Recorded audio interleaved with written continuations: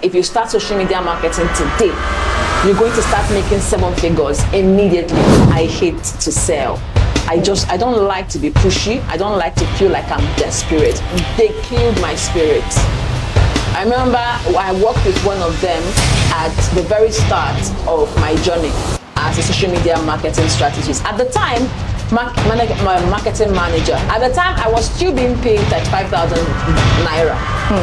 I was still being paid 35,000 naira because I was working under a company. There was no passion. I went into social media marketing without knowing jack about social media marketing. I didn't know anything about social media marketing. That some of them expect magical results immediately. Being viral all the time, you're going to attract people that are not your ideal target audience. And guess what? You could go viral today. The next post you make, go and check the reactions. It's going to drop. You're reading enough. I was reading, but I wasn't writing it enough. So if you're reading too much, but you're not writing enough, you will have writer's block. Or as a growth marketing strategist, I wasn't making enough money. Scratch that. I was making peanuts. And it was heartbreaking. And at the time I was not married, so I was in my parents' house. You know how you come into a room and then you see other young people like yourself calling figures that they are earning, and you know they are telling the truth, and you're asking yourself, how? What is going on? Yeah. It's either my village people are after me, or I'm not doing enough. Hello everyone, and welcome back to the YSP show.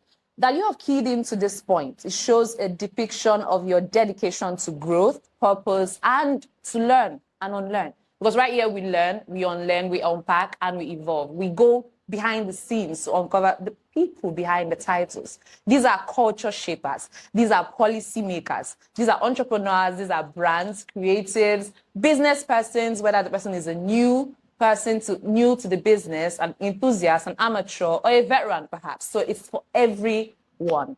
And on this episode, we have with us a remarkable guest. Hear me, a remarkable guest.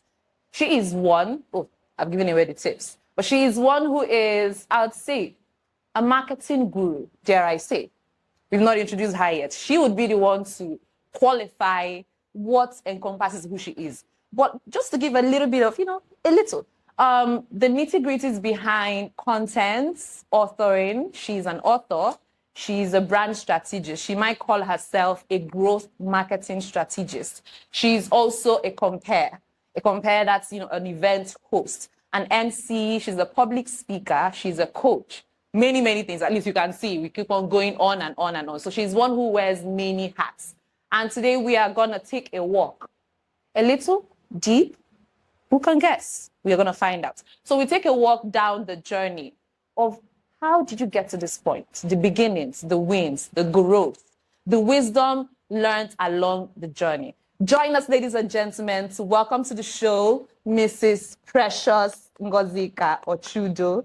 Am I correct? Yes. Thank you for having us. Thank you for being on the show, actually. I am so excited to be here. Thank you. We're glad to have you. So, did I get the introduction? Of course. You really? Did, for the most part. Okay. So, I think you do us the honors. For people who do not know you that much, or people who are listening and hearing of you for the first time, okay. Who are you? Who is Mrs. Precious OCHIUDO? All right. My name is Precious NGOZIKA Ibazo, and I am a growth marketing strategist. Like you said, I am an event compare and a public speaking coach.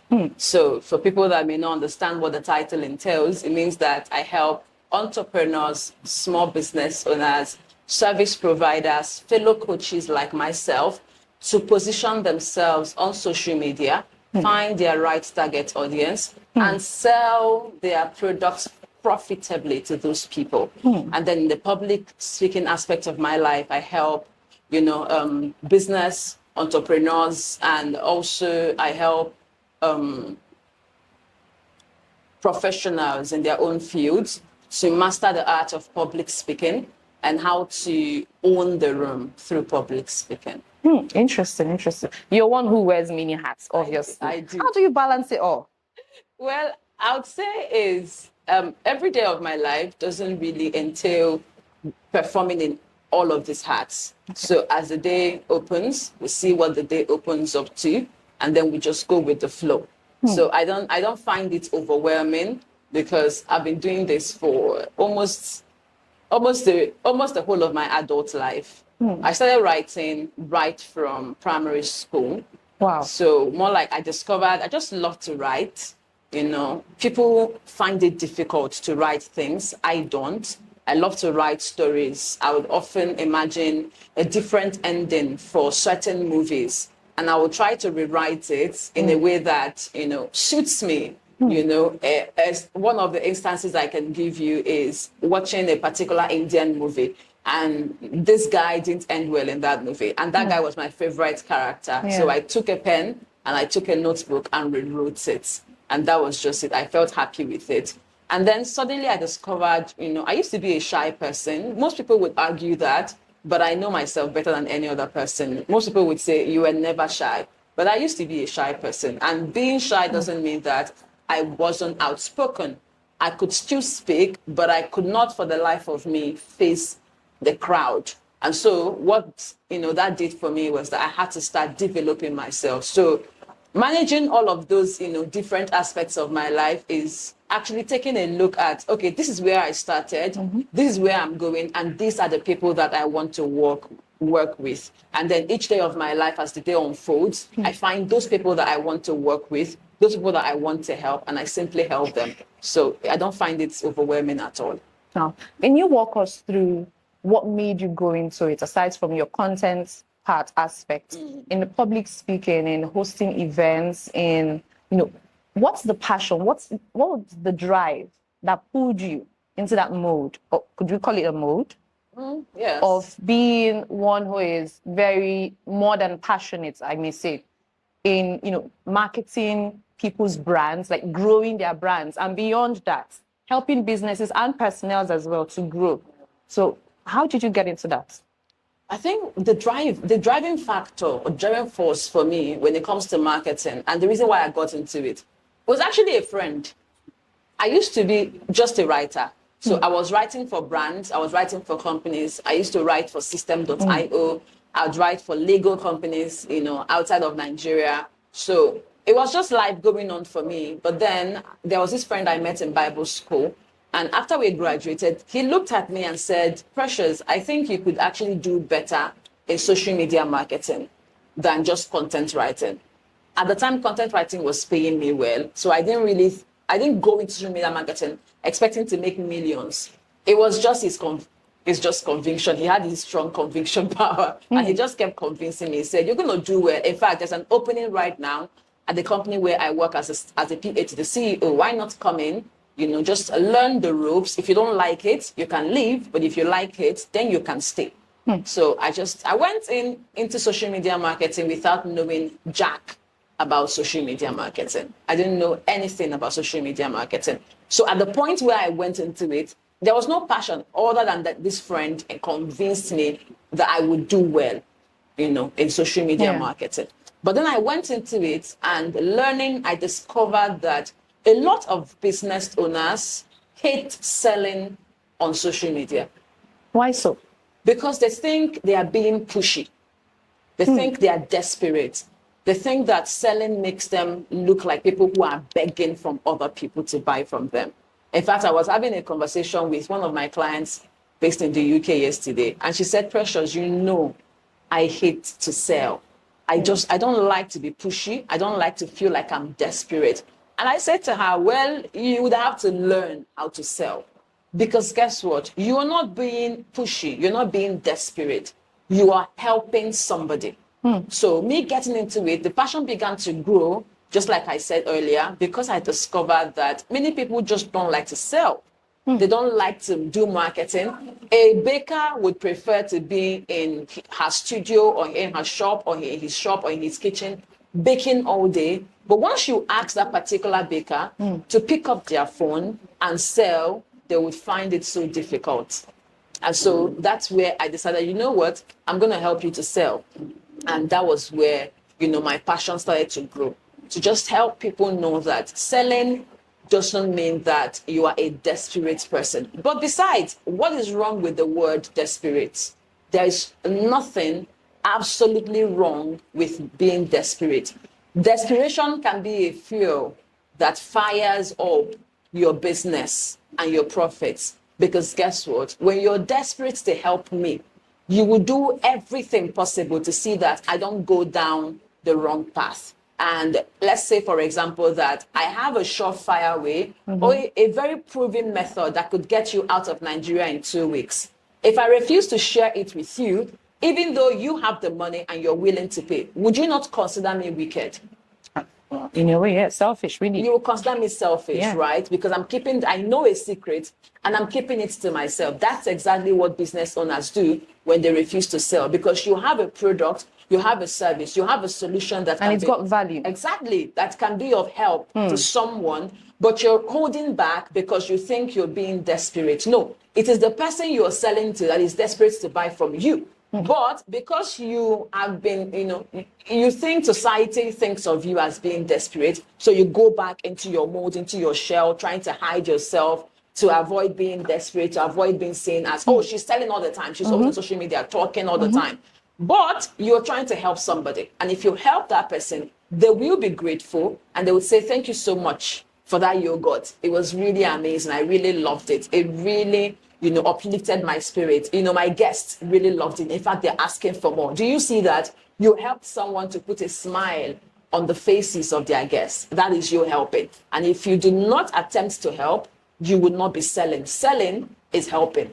That's simply all about it. So that passion to just help people just pushed me more into studying it and using a different language to explain to business owners that I work with that marketing doesn't have to be overwhelming. Marketing doesn't have to be intimidating. It's intimidating for you because you keep using a different language of desperation, pushy, and all of that to define what you do. If you use the word, replace it, reframe your mindset with help. You are helping somebody. That way it becomes easier for you. And so that's just for it about the growth marketing aspect. So I started with social media marketing, and then I went into email marketing and then SEO, because I had previously done SEO content writing. Okay. Going back into SEO for business owners was very difficult for me. It was an easy ride because I've always done it. Why was it difficult?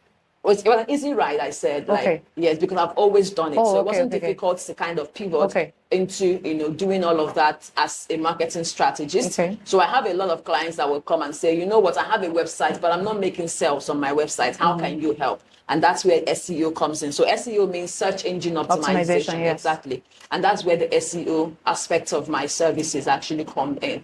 And then from SEO, I could help you with a lot of other things that have to do with marketing, Facebook ads, paid media and all of that. So that's why I said, calling myself a social media marketing strategist limits what I do. Yes. Exactly. So I call myself a growth marketing strategist, because all of the other channels that I help you with, it is still for your business to grow at the end of the day. And then in this public speaking aspect of my life is that I help professionals and I help business owners as well to own the room through public speaking. And for me, the passion there is that I noticed that a lot of people do not have the confidence to face the crowd. When it comes to, and the thing is that most of us do not actually think that public speaking is important, because you think, well, I have to spend all my days, just baking, just doing my beats, just making my bags, or just sewing my clothes. But there would come a time in your life where an opportunity might present itself, and let's say in the form of a grant.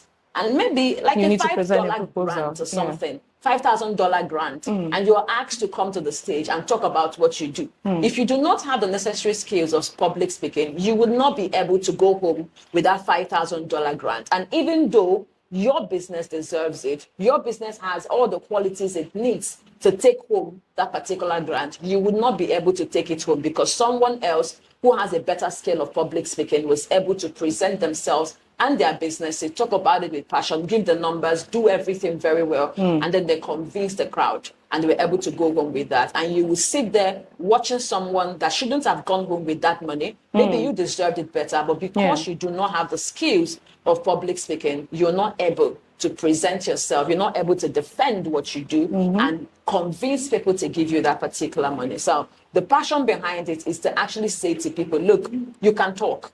You already talk. Yeah. We all talk. Every day you're talking to people, but you need to learn how to command and own the room. Command the stage and own the room. It requires certain techniques. It requires certain practices. It requires certain tools. And once you learn all of those things, you can own any room. You can speak in any room, regardless of who or what is in that room, regardless of the faces or whatever. Yeah. You know, growing up, they would say, if you want to speak better, imagine people in their underwears. I can't imagine people in their underwears because I would kill myself with laughter on the stage.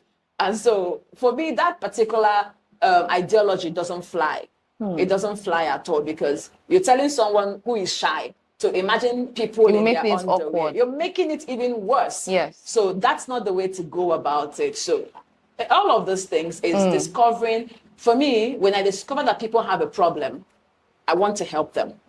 And that part of helping is using a skill I have, something that I know, something that I do to help those people. And for me, that is, you know, social media marketing, all of those things I just mentioned earlier, and then public speaking. Coming to the aspect of where it gets problematic, because obviously everything would have its own problems. You obviously work with both SMEs and bigger brands and conglomerates. So what has been the biggest challenge that you faced so far, and how did you pull through? Working with both SMEs, small and medium enterprises, local brands, whether it's individual, whether it's a company, whether it's a personal brand. It must not be a business. Yes. So how have you experienced that and pulled through? I would say the biggest problem I have experienced with working with all of these people that you've just mentioned is their unwillingness to participate.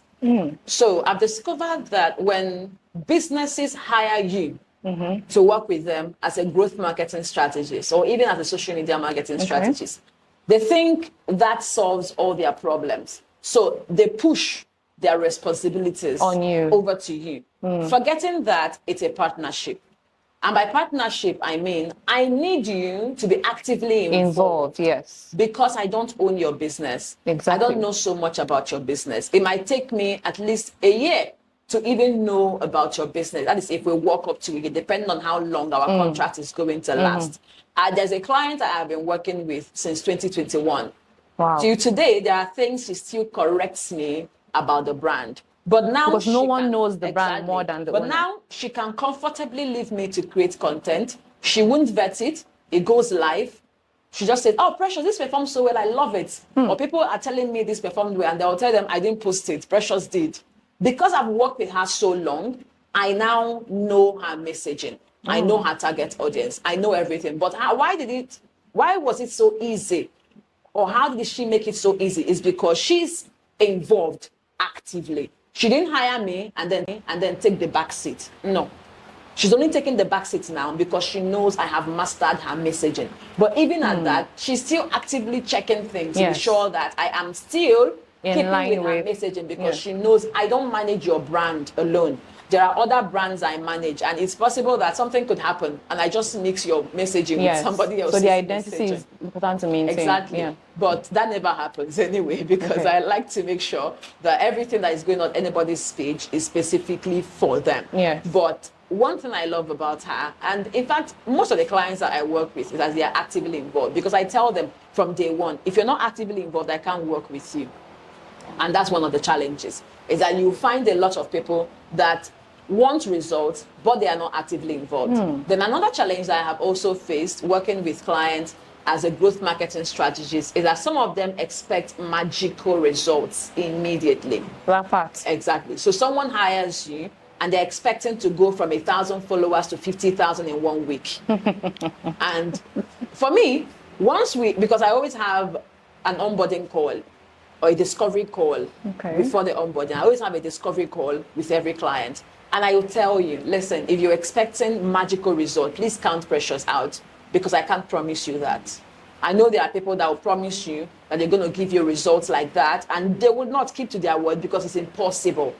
It's utterly impossible, especially if you're a small business owner. If you're a bigger brand, let's say you are a big brand like UBA, we could grow the numbers because people already know the name. Yes, they're established. We just need to have good strategies in place and get them interested. You're going to grow fast. But if you're a small business owner, nobody really knows you like that. So you Yeah. can't expect that spontaneous growth, just fast growth.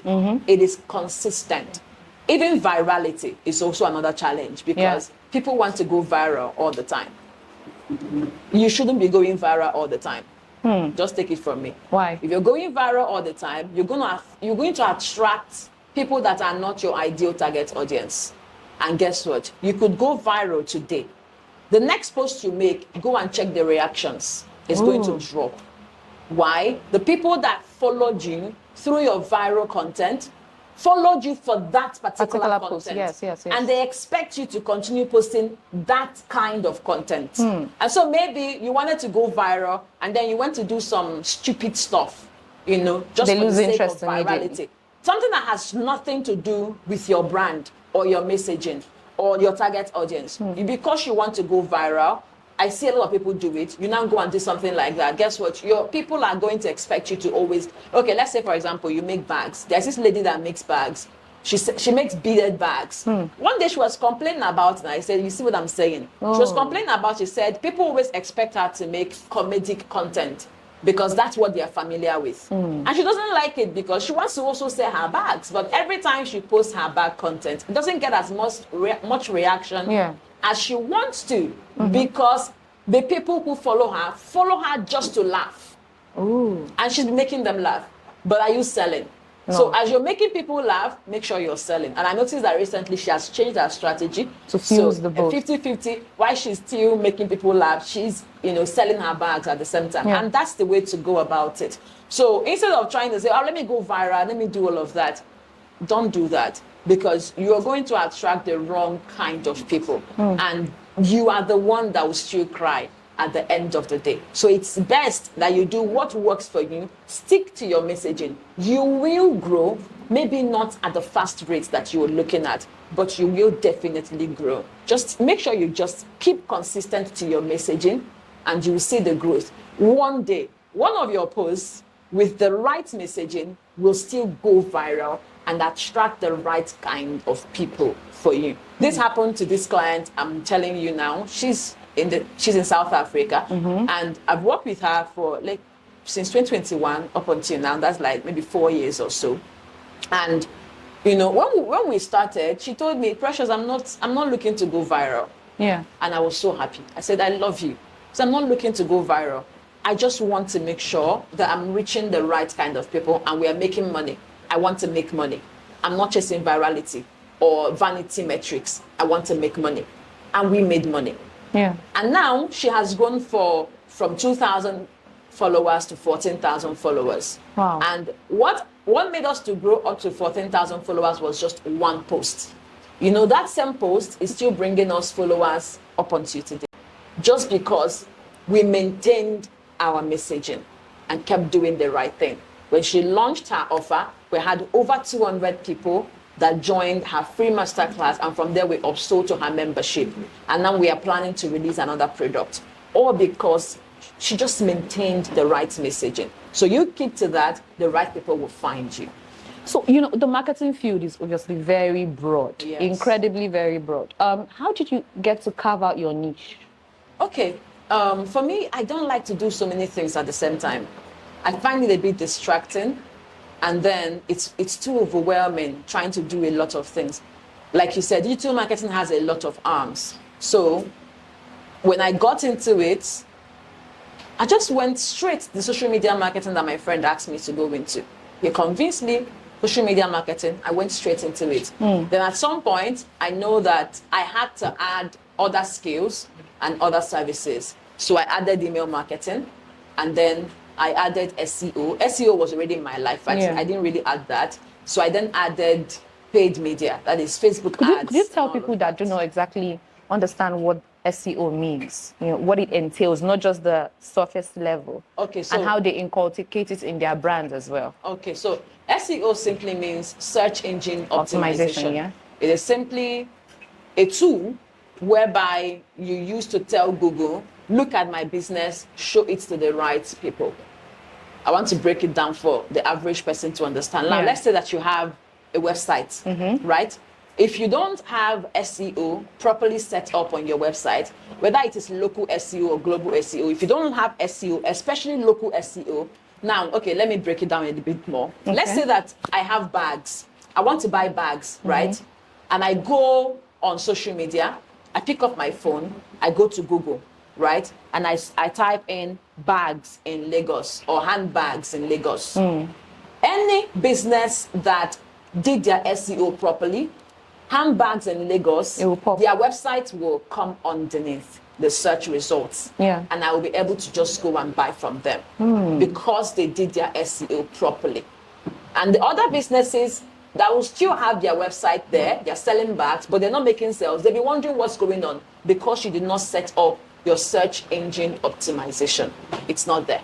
Oh. So there's a whole lot that goes into search engine optimization. And if you try to do it on your own as a business owner, you may not get it right. So I would always advise, not because I want to take your money or because somebody else wants to take your money, that you hire a professional. When you hire a good professional knows the right keywords to use for you. And every keyword also has a low risk, a high risk, low hanging fruits keywords and all of that. If you use it, there are keywords that you use and you say, oh, bags. Bags is too large. Yes. Right? Me using what kind of bags? If I'm using bags, I'm not targeting the right kind of audience.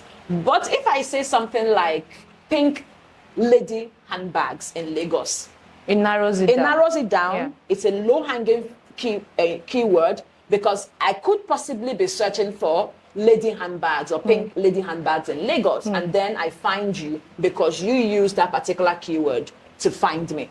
So see SEO as you using the right keywords to find your audience and helping them to also find you. That's what SEO is simply all about. So as a creative, when it comes to writing, many would face what's called a writer's block, right? So how have you ever experienced such? Yes, I have.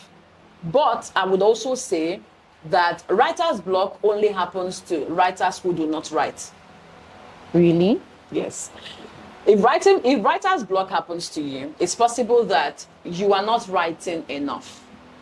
I thought I heard somewhere, or rather read something some years ago, like J.K. Rowling, obviously that's her pseudonym, faced at some point, even I think the author of the anthology Game of Thrones and such, faced some sort of writer's block at some point. You could, but maybe you were stressed, maybe you're not writing enough, maybe the ones you're writing are just not flowing with what you want. But let me tell you the simple truth. If you're facing, most people who face writer's blocks are people who are not writing enough. So the people that you mentioned, do they face writer's block every day? No. Maybe once in a while. Yes. It is not as if they are not writing. Maybe there is a change, a drastic change that happened in their life that affected their writing pattern or their writing spirit. And at that time, it will go down. So a writer channels what they feel. Exactly. So at the time when they are facing that writer's block, it's possible that the inspirations they want are not coming as they want it. So, but if you're always every day you're having writer's block, it means you're not writing enough. Now, the reason why some people always, especially most beginners actually, the reason why they have writer's block most of the time is actually because they are waiting for inspiration to find them instead of going to look for that inspiration. So you shouldn't, as a writer, you shouldn't always be having writer's block. Because let me take myself as an example. I'm a writer who writes for other people. If I tell people, oh, I have writer's block, I'm losing money. Yes. I am losing money. I shouldn't be having writer's block. I'm not being insensitive. I'm saying that professionally, if you're always having writer's block, there's a problem. You're not writing enough. That's just it. Except maybe you're a fiction writer. Fiction writers, I notice they always experience that writer's block because they are trying to create a character. I'm a non-fiction writer. I barely write fiction, right? So I can't really say for fiction writers. Should there be a reason why? Why we non-fiction writers do not experience like writer's block? But why like you that. do not dabble in the fictional aspect? Oh, that's just what I prefer. I prefer. It's not. It had nothing to do with this is not realistic. No. I used, like I told you, I used to rewrite movies. Oh, yeah. You know, when I was quite young, I would write the ending of movies. If I didn't like the ending, I would rewrite it to suit, you know, what I wanted the movie to look like. Right? Some days I still imagine certain things and I put them down. So I love fiction. I love to read a lot of them, but because of my line of work, I barely have any fiction work that comes my way, and I barely write any fictional work. So I mostly do non-fiction because I teach a lot. So those writings, they are non-fiction. They have nothing with trying to create a character and all of that. Sometimes I still try to use characters to teach, even in my non-fictional work. But most of my writings are SEO based, and they are non-fictional in total and all of that. So, well, for me, back to what I was saying about writer's block. If you're facing writer's block all the time, it's possible that you're not writing enough. So how do you fix it? Write enough. Write more. And read more, too. Maybe you're not writing enough, maybe you're not reading enough. Two of these things. If you start doing them more consistently, the writer's block thing would actually decrease a little bit. It would go down. I know there was a time when I used to experience it. And I would say, I don't know what to write. I'm having writer's block. But when I discovered, it was also a coach who helped me through that writer's block thing that told me, said, Precious, you're having writer's block because you're not writing enough. And they were right. I wasn't writing enough. And I wasn't reading enough. I was reading, but I wasn't writing it enough. So if you're reading too much, but you're not writing enough, you will have writer's block. If you're writing enough, but you're not reading enough, if you're writing, but you're not reading enough, you will also have writer's block. If you're depressed, you will have writer's block. If you're too happy and excited, you will have writer's block. Because then you will struggle to contain your emotion. That's the thing with adrenaline. You would struggle to contain your emotion. If I'm sad and you ask me to write, I can't write anything except I have to.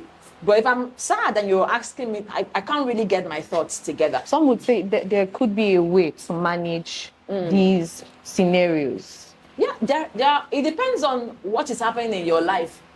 You know, when you go to the medical doctor's office, they would always ask you, what are your symptoms? So for every person who has a writer's block, they have symptoms. And the symptoms could be, I'm depressed. That's why you have writer's block.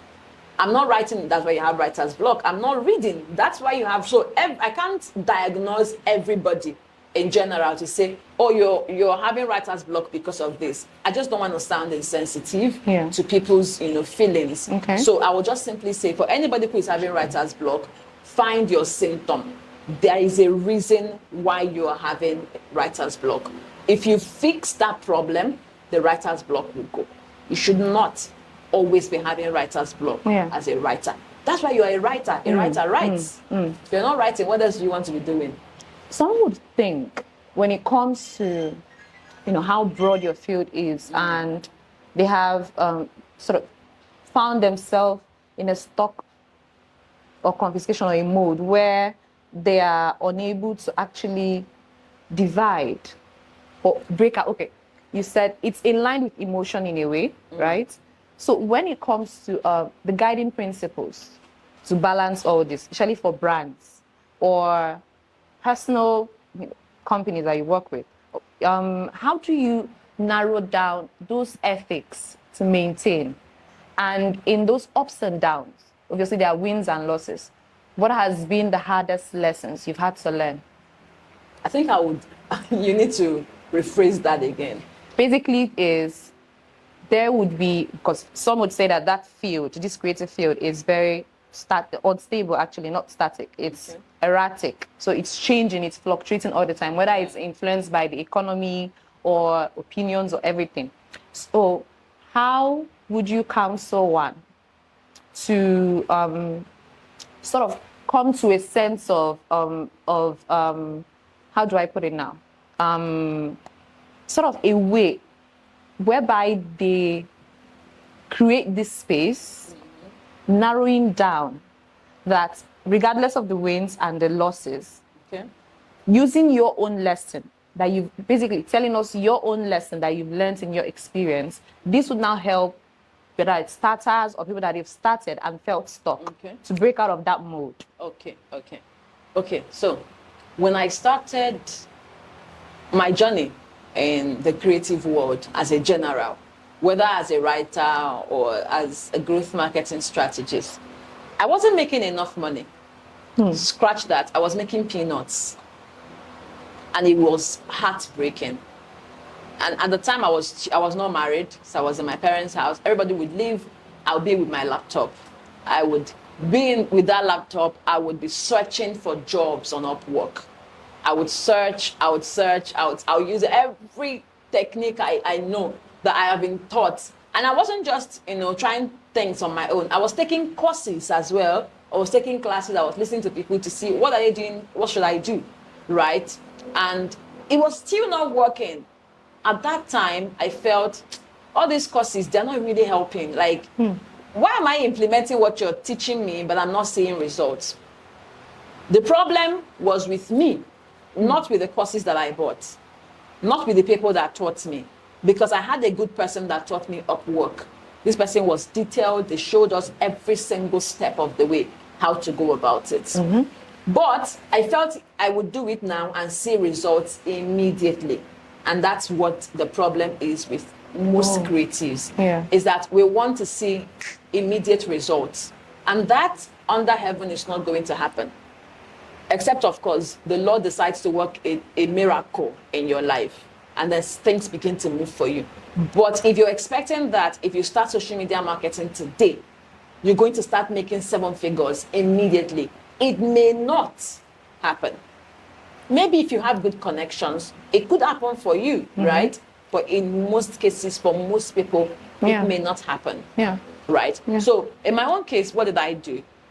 I might be a bit, I hope we're all Christians here anyway. And I hope it's okay for me to say that I had to pray. I prayed a lot. I came back, one of the days I came back from Uyo, and I had gone for a writer's, training. It was one of the writer's training that I go for a lot of trainings. And I'm saying this to every creative out there, because I know that a lot of creatives don't like to pay for trainings. You think you're giving money to the coaches. I don't need your money to be wealthy. It is not your money I already have my clients. So I don't need money from you to enrich my pocket. What you're paying for is access. What you're paying for is for my time. You're paying for what I have in my head. That knowledge. You need it. Yes. So I had to go all the way from here to you by bus.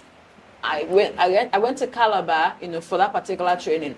On my way back, you know how you come into a room and then you see other young people like yourself calling figures that they are earning. And they are telling the truth. And you're asking yourself, how? What is going on? Yes. It's either my village people are after me or I'm not doing enough. So I went for that particular training. I came back, I was depressed. I was sad. I was so sad. And I woke up one of the nights on Sunday. I went to the sitting room when everybody else was sleeping. I laid down on the floor of that sitting room and I started to cry and pray. I said, God, I need a good client. I'm tired of being on my laptop taking and nothing is coming out. Just open the door for me. The next day, I went and I applied for at least 10 jobs. So I didn't pray and then go sit down waiting for a miracle to happen. I know there was something on my own part I also needed to do. So I went back to Upwork and I kept applying. And then I found this particular writing job, and the guy said he was going to pay, I think, $15 to write a 1,500 word article. I said, $15 to write an article that wouldn't take me 2 hours at best. I'll be done. Yes. I said, let me apply. Even if it does not hire me, but let me apply first. I applied, and then I applied for another one, and applied for another one. That guy hired me, and I started working with him. So he started paying me $15. Sometimes it would be $20. And just like that, he started paying me. So I worked with him for at least a year So even if I didn't have other jobs, I knew I had my $15 coming in, and it was for one article. So sometimes he could give me 5 articles to write for him, and at the end of the day, I'm going home with maybe like $40, $50 or so, you know. And that was not in a month; it was like maybe in a week. So at the end of the month, I may have like $200 coming in, and it was a good time because I had struggled so much applying and applying. So when it comes to all of those struggles, one thing that I would always tell any creative is don't give up. I know it sounds like a general word that we say. It sounds so cliche, but that's the only word I can honestly tell you. And if you're a Christian, I would say never relent on prayer. Pray. You have to. Yeah. Whatever helps your faith, go mad with it. Pray. If you pray, God is going to listen to you. He's going to answer you. But then do the necessary things that you need to do. And then when you are hired, this is also important. When you are hired, deliver excellently. Excellently. Excellence is one of my core values. I don't joke with it. If I am asked to do something, I want to do it so excellently that you would call me back again. Because some may miss that with perfection. I don't mean perfection.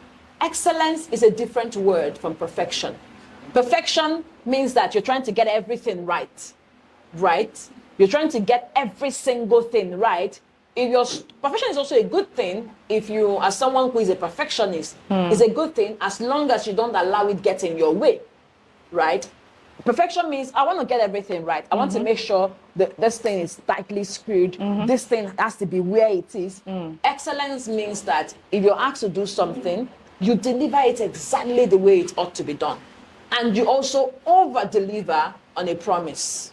Don't over-deliver too much beyond what you're paid. They may get used because to it. then they'll get used to it and start to demand it from you. More. And at that time, you start becoming, agitated, and you wouldn't love that because you're taking advantage of your kindness. Excellence means I'm asked to do something, I'm going to do it very well. Something that if someone comes out and looks at it and says, oh, I love this. Excellence. That's it. It may not be perfect because they may still give you corrections, but do they love it? Do they like it? That's the word. So, but then for most creatives, because we're in a hurry, we want to have this client, have that client. I have over 5 clients, and I still deliver excellently to each one of them. Does that come from what some may analyze as, the field is it's unstable, like it changes. So many would want to catch this big fish as much as they can and catch more than one. Because sometimes a big fish may come, and after a long period, you're not getting anything.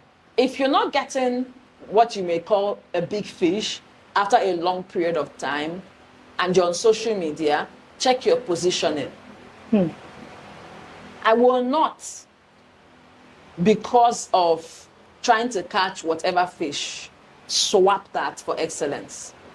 I'd rather have one client and deliver excellently to that person and make the person happy. You know why I am actually emphasizing so much on this word, excellence? It is not because I'm not a perfectionist. No, I am far from being a perfectionist. Okay. I just love to do things excellently.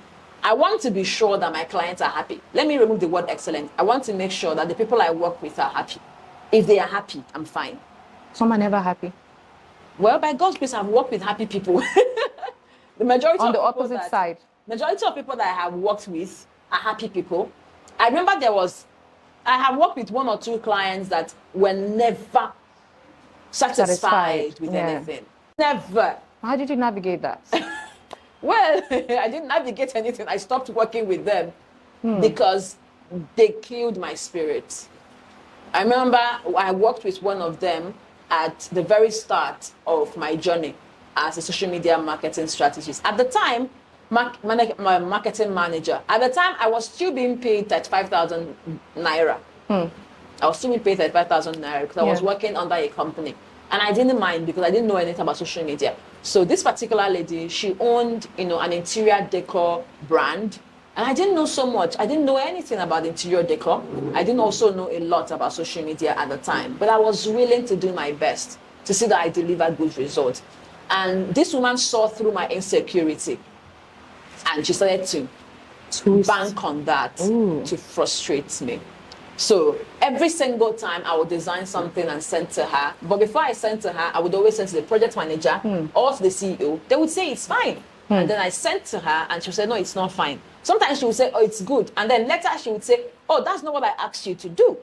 And, you know, I'll be taken aback because I was having personal interaction with her instead of having a group interaction where everybody can see the charts. So she would go then tell the CEO, you know, oh, she's not doing well. Yeah. Oh, she's not doing that. Oh, and then she would just be on my head, oh, and all of that. And I was just feeling so down. So to a point, you had to. I was feeling so down. I was feeling so down. I was like, what is going on?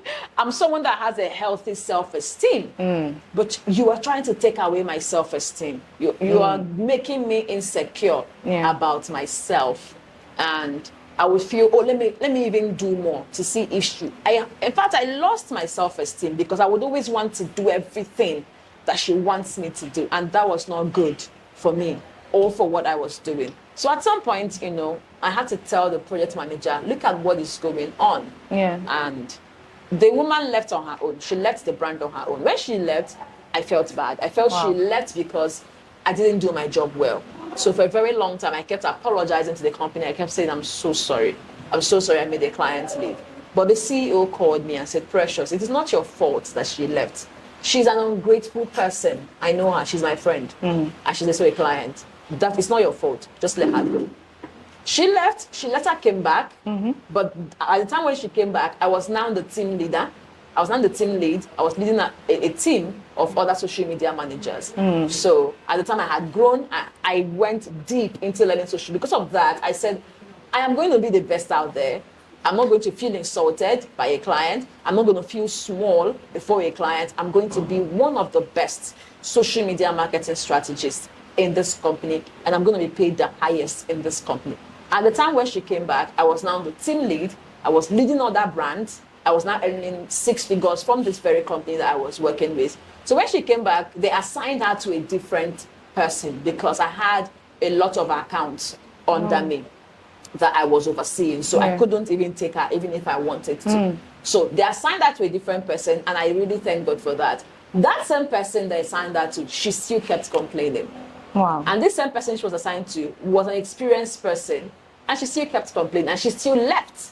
So when she left, the project manager came back and was telling me, do you know that your client came back? And I said, which one? She said, the woman, the interior decor woman. She came back and she was assigned to somebody, but she already left. Like, oh. So it was like, that was what, after so many years, I finally found my peace. That it was not my fault that she left. Yeah. It was actually just her character. So let's take a quick dive, to the finance part. What would you say is your guiding philosophy to actually young investors, young creatives, and this income comes in, just like when you get a big client, a small client, whether it's in any currency. How would you counsel them in utilizing those revenues and investing it? Okay, so when it comes to finances, because when you're starting out, the finances may not be stable. So I would say whatever comes into your hand, save up an amount and then choose an investment scheme of your choice and put it into it. What are your own personal recommendations? For me, real estate. It's not even because Crystal Garden invited me. It's because I prefer real estate. Yes, I prefer real estate. Some could think that real estate is just for the rich. No, it's not. Because there are several packages, depending on whatever company you decide to invest under. There are several packages, and I believe that there are ones from 1 million naira, 1.2, 1.3 going up. So if you're able to save up and you have 1.3 sitting in your account, don't just allow it sit there. If you're not going to do anything with it, simply put it into a real estate property. So you're saying among all the other very different varieties, different portfolios of investment, real estate is a sure one. Yes. A sure, reliable one. First one. Okay. It's my first choice. Okay. I know there is stock, it's ETF, bonds, and all of other things. But as a Nigerian, real estate is easier to understand for me, right? A lot of people do not understand what stocks, shares, and all of that is. But if we tell somebody go and buy land, they know what buying land actually means. So my first choice would always be land, something that I can actually see with my physical eyes, and I know where the location is. If I buy it, I know that in the next few years, I could actually resell it at a better value, at a higher price point even, right? So for me, real estate is always my first choice before all of the other investment options. What's your take on success? What do you mean by success? Many could define success as till they reach a financial benchmark or a target or a goal. Do you agree? No.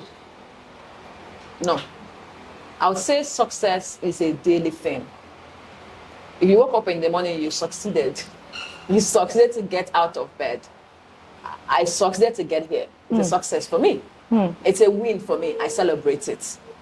I am on this podcast. It's a win for me. There are people that may wish to be here, but they are not here. So it's a win for me. I have a roof over my head. It's a success because I have a job that provides the rent I used to pay for that particular roof. So it's a success. You don't wait to define success by certain milestones. Any milestone you cross is a success already. Celebrate it, and it will open doors for more.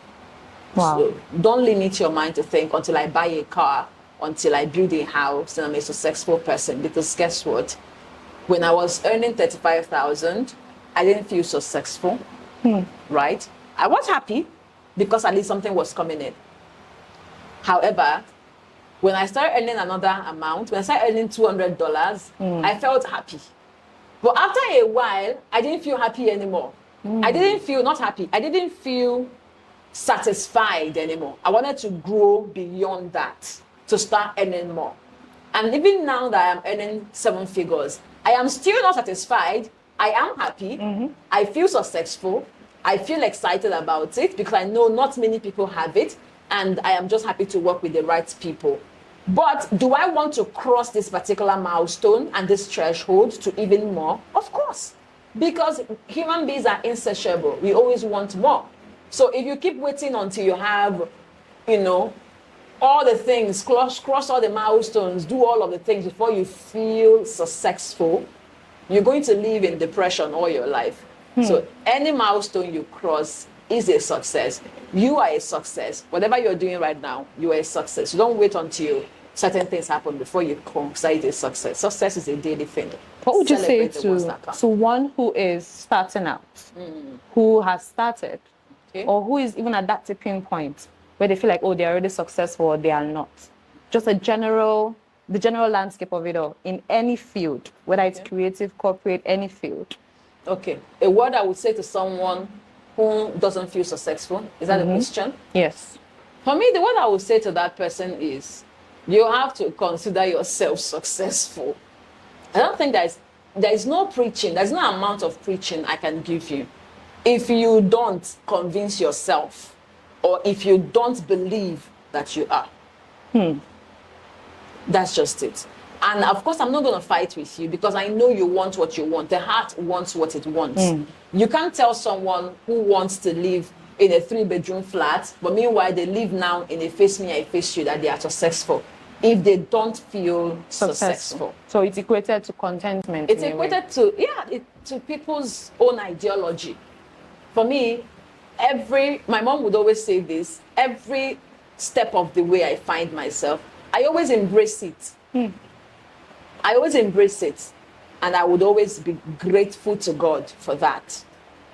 And more would always keep coming because I have a foresight into the future to know that my life is not going to be like this forever. It is a phase. This phase is going to go and the next phase is going to come.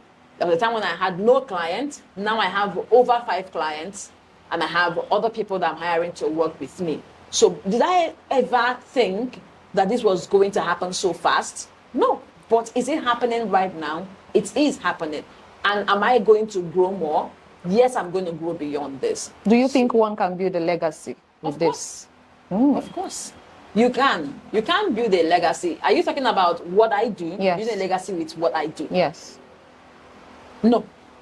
I can't build a legacy with social media marketing. because a legacy is something that should outlive me. You also coach. Yes, I also coach. I can build a legacy in the lives of people by what I leave in their lives, the impact that I leave behind, that they can look at and say, oh, Precious worked on my brand, so this is something I can look at, right? But in life general, I don't want my legacy to revolve around social media marketing. I want it to revolve around the people that I have helped. The people And you that use I the have public worked with. speaking aspect Exactly. to get that I use done. every aspect of my life. Okay. Every aspect of my life. Okay. I use it to build my legacy.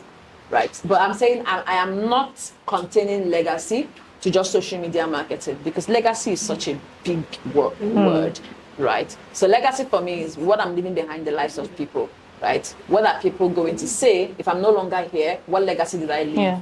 In you, you know, what impact did I leave in your life as well? So, Thank you so much for being on the show, for sharing these deep insights on growth, purpose, passion, resilience, and success. Yeah. Also investments. One would say, oh, this would actually be assuring to starters that this is a smart investment to go into. So with that, we have come to the end of this episode. Make sure to like, leave a comment, subscribe, and keep sharing. We keep learning, growing, and evolving. Thank you for being on the show. yes, and I know you did mention that this was powered by Crystal Garden Estates, right? yes, yes. So this is also my appreciation to Crystal Garden and the CEO, the founder, whoever, you know, funds this initiative. And also all the team here, they are all amazing. Thank you so much. All Thank of you them so are much. amazing. You see, Thank you so what much. are their names again? Thank you so much. Ezifani Akonye Okene. Wetalo. All of you. Thank you so Okay. much. I am so excited. Thank you for being on the show. And I remain your host, Ifoma Nwafo. Stay tuned. Till next time. Keep growing. Keep learning. Bye. To do.